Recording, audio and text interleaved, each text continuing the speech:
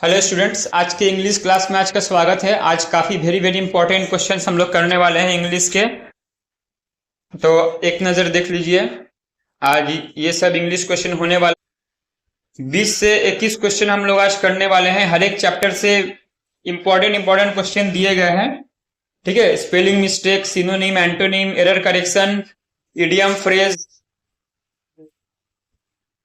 कि one word substitution, हर एक chapter से बहुत ही अच्छा क्वेश्चन हम लेकर आए हैं। क्लास स्टार्ट कराने से पहले आप लोग को एक छोटा सा अपडेट देना चाहेंगे। बहुत सारे स्टूडेंट्स हमसे पूछ रहे थे जो बैंक ऑफ बड़ौदा पीओन का एग्जाम हुआ था, तो प्रीवियस ईयर क्वेश्चन सॉल्व कराने के लिए। तो देखिए, क्वेश्चन सॉल्व करा देंगे, उसमें कोई दिक्कत नहीं है। आप लोग देख भी लीजिएगा पैटर्न किस टाइप का क्वेश्चन आ रहा है एग्जाम में।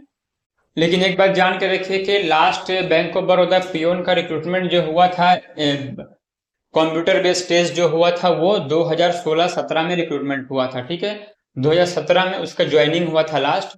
तो देखिए, उस टाइम से लेकर अभी तक लगभग 9 से 10 साल बीत गया है, काफी टाइम बीत गया है। तो उस टाइप का क्वेश्चन आना भी लगभग मुश्किल है। 10 से 15% क्वेश्चन उस तरह के आ सकते हैं। ठीक है, तो थोड़ा सा अपडेटेड रहना पड़ेगा आप लोग को। तो updated question and latest pattern के हिसाब से ही आप लोग को हमारे चैनल पर वीडियो मिलेगा, लेटेस्ट एंड अपडेटेड सिलेबस। अगर एग्जाम का डेट जल्दी अनाउंस हो गया तब हम सारे इंपॉर्टेंट क्वेश्चन आंसर के पीडीएफ और जो बाकी रह जाएगा तो वो सब पीडीएफ बनाकर अपने टेलीग्राम चैनल पर डाल देंगे। आप लोग टेलीग्राम में ज्वाइन हो जाइएगा। First question, you have not showed any improvement in your handwriting. तो देखिए, सेंटेंस को आपको इंप्रूव करना है। यहां पर जो आपका हैव नॉट शोड लिखा हुआ है, तो ये पार्ट में क्या होगा? ए बी सी डी में से कौन सा होगा? एक बार आप लोग खुद से पढ़ लीजिए। तो देखिए, हम आंसर बताते हैं। यहां पर होगा have not shown. Have not shown क्यों होगा बताइए? क्योंकि हैव के बाद वर्ब का थर्ड फॉर्म आता है। तो यहां पर S H O W show जो है, इसका सेकेंड फॉर्म है शोड और थर्ड फॉर्म है S H O W N, shown. Question number 2 देखिए, क्वेश्चन टैग में से दिए हैं they did not catch you, are they. तो देखिए, क्वेश्चन टैग किस तरह से होता है, इसके एग्जाम्पल क्या है? वो लोग तुमको पकड़े नहीं थे, क्या वो पकड़े थे? इस तरह का क्वेश्चन होता है। तो क्वेश्चन टैग में क्या रहता है? देखिए, सबसे पहले जो अगर फर्स्ट पार्ट में नॉट रहेगा तो यहां पर क्वेश्चन पार्ट में एक नॉट नहीं आएगा। दूसरा, अगर यहां पर डिड देकर है तो यहां पर भी डिड होगा। तो देखिए, डिड किस में है? इसमें है और इसमें है, दो में डिड है। तो फर्स्ट पार्ट में अगर डिड रहेगा तो सेकेंड पार्ट में भी डिड होना जरूरी है।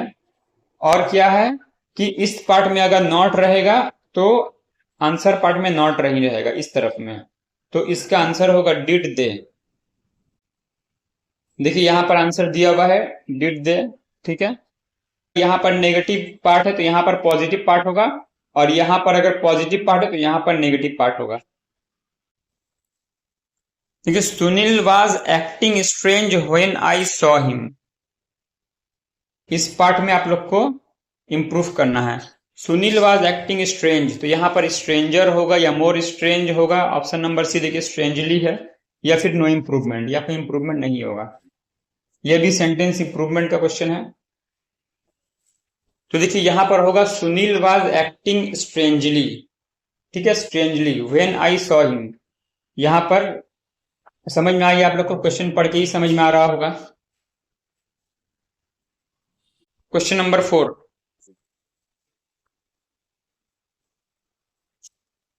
Select the correct passive voice. देखिए, इसका पैसिव वॉइस करना है। Someone has eaten the ice cream. तो पैसिव वॉइस का रूल क्या है? देखिए, ये आपका हो गया पहले, ये सब्जेक्ट है, ये आपका हो गया वर्ब, और आइसक्रीम हो गया ऑब्जेक्ट। तो पैसिव वॉइस में क्या होता है? ऑब्जेक्ट पहले आता है तो द आइसक्रीम पहले आएगा। और सेंटेंस देखिए, हैज ईटेन है, क्योंकि यहां पर एक हैज होगा, एक मिसप्रिंट दिया हुआ है। ठीक है ना? तो देखिए, समवन, ये होगा the ice cream has been eaten by someone. Answer देख लेते हैं हम लोग, 4 नंबर। देखिए, यहां पर सही दिया हुआ है, ice cream has been eaten by someone. ठीक है, पहले ऑब्जेक्ट आएगा, फिर उसके बाद वर्ब आएगा, फिर सब्जेक्ट आएगा। Question number 5, select the correct passive form of the given sentence. इसका भी देखिए, ही ओपनड द विंडो, देखिए पहले सब्जेक्ट है, वर्ब है, ऑब्जेक्ट है, तो ऑब्जेक्ट को पहले लाना है द विंडो। अब देखिए ओपेंड जो है ये पास्ट फॉर्म है, ओपेंड जो है ये पास्ट फॉर्म है, तो वहां पर एक क्या आएगा, वाज आएगा, ठीक है, द विंडो वाज आएगा। अब उसके बाद देखिए पैसिव वॉइस का रूल क्या है, वाज के बाद बी वर्ब के बाद थर्ड फॉर्म होता है, तो यहां पर हो जाएगा opened. Answer A. 6, the flight will land dash 6 this evening.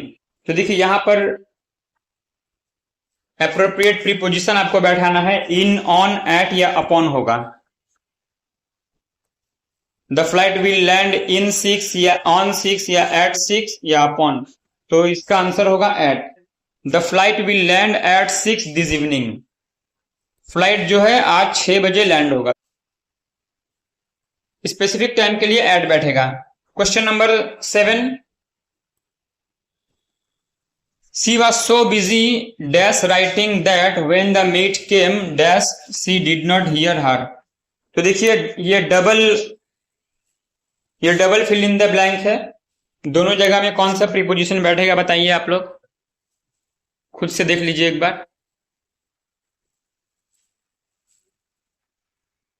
तो इसका आंसर होगा सी।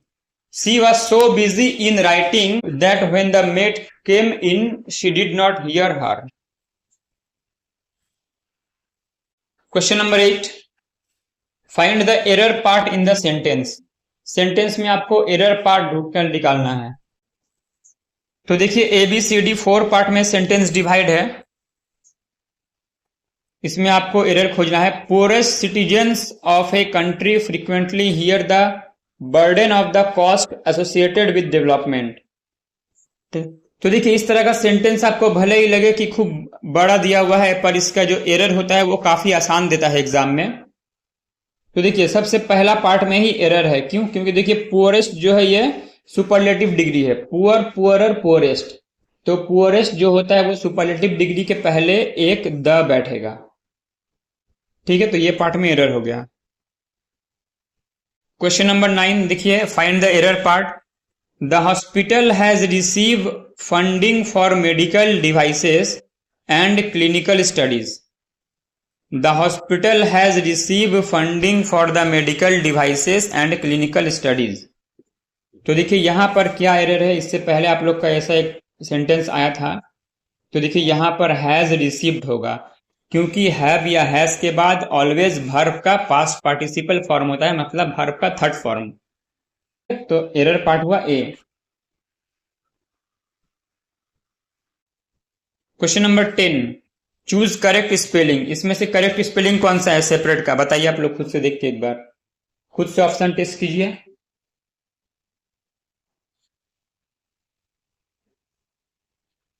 कर लिया आप लोग, चलिए हम बताते हैं अब। इसका सही आंसर है बी, सेपरेट।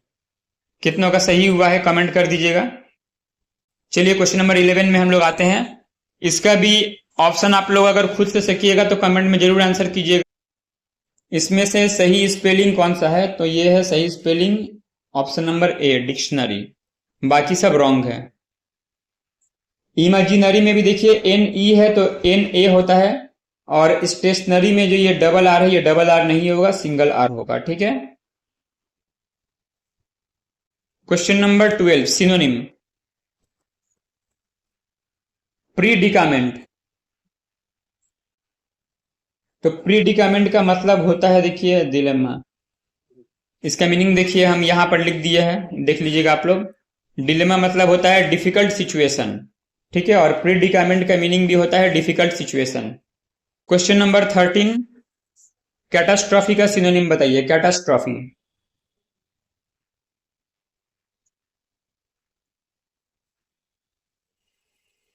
खुद से आप लोग पहले ऑप्शन टेस्ट कर लीजिए। चलिए आंसर बताते हैं हम। कैटास्ट्रॉफी का सिनोनिम होगा calamity,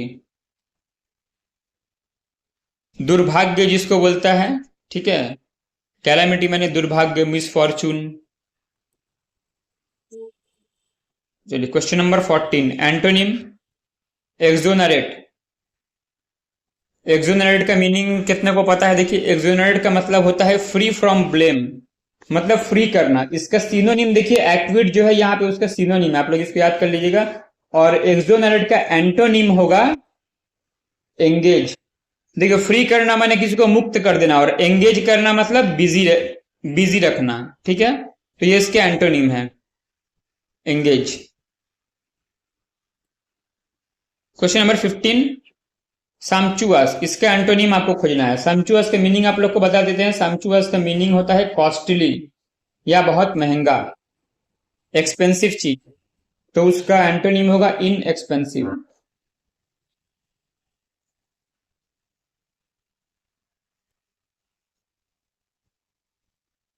question number 16,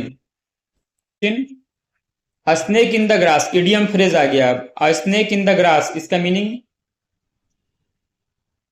deceitful person या मीन पर्सन, स्लिपरी पर्सन या suspicious person.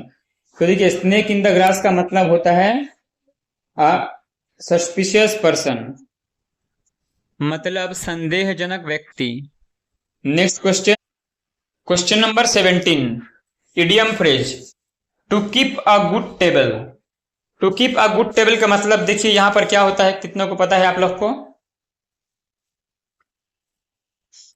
To keep a good table का मतलब होता है to offer sumptuous food to one's guest, मतलब अपने गेस्ट को बहुत ही अच्छा खाना, कॉस्टली फूड गिफ्ट करना। ठीक है, तो देखिए यहां पर आंसर दिया हुआ है। क्वेश्चन नंबर 18, अब आ गया one word substitution. 4 one word substitution दिए हैं, वेरी वेरी इंपॉर्टेंट, 18, 19, 20 और 21। ठीक है, तो देखिए, study of science and insects,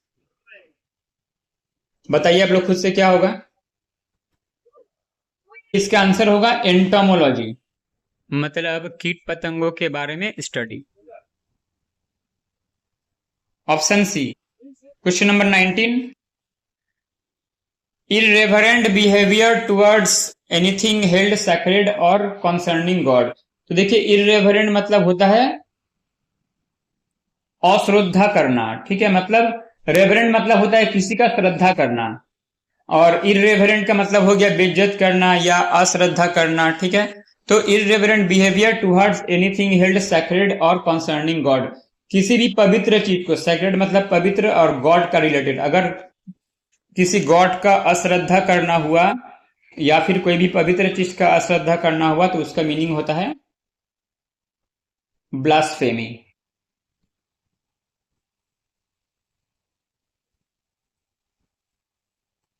question number 20, a person engaged in और ट्रेन्ड फॉर स्पेस फ्लाइट। एक ऐसा पर्सन जिसको ट्रेनिंग दिया गया है स्पेस फ्लाइट के लिए, या वो उसी काम में एंगेज रहते, क्या देखिए, एस्ट्यूट, एस्ट्रोनॉमर, एस्ट्रोनॉट, गैप्रोसियस। आप लोग खुद से ही कर लिए होंगे आंसर, इसका आंसर है astronaut. Question number 21, unit of weight for precious stones. मूल्यवान पत्थरों के लिए जो वेट इस्तेमाल किया जाता है, unit of weight for precious stones क्या होगा? बोलिए, प्योर, रिलायबल, एक्यूरेट या कैरेट। तो इसका आंसर भी आप लोग को पता होगा, बहुत क्विक को। तो देखिए, इसका आंसर है कैरेट, क्योंकि जैसे हम लोग बोलते हैं कि 22 कैरेट का गोल्ड है या 24 कैरेट का गोल्ड है, तो ठीक है, तो इसीलिए unit of weight for precious stones हो गया कैरेट। अगर आप लोगों ने इतना इंपॉर्टेंट क्वेश्चन किया है तो इसका मतलब आप लोग काफ़ी सीरियस हैं। तो इसी तरह से मेहनत करते रहिए, कामयाबी ज़रूर मिलेगी। मिलते हैं अगले वीडियो में। और काफ़ी स्टूडेंट सवाल करते हैं जो एग्ज़ाम डेट कब आएगा सर, तो देखिए, एग्ज़ाम डेट अभी तक हम लोग को मिला नहीं है। एग्ज़ाम डेट मिलते ही आप लोगों को सबसे पहले खबर हो जाएगा। तो आप लोग मन लगा के पढ़ाई करते रहिए, स्टडी करते रहिए। देखिए, स्टडी इंपॉर्टेंट, एग्ज़ाम डेट तो आ ही जाएगा। ओके, तो मन लगाकर पढ़ाई कीजिए।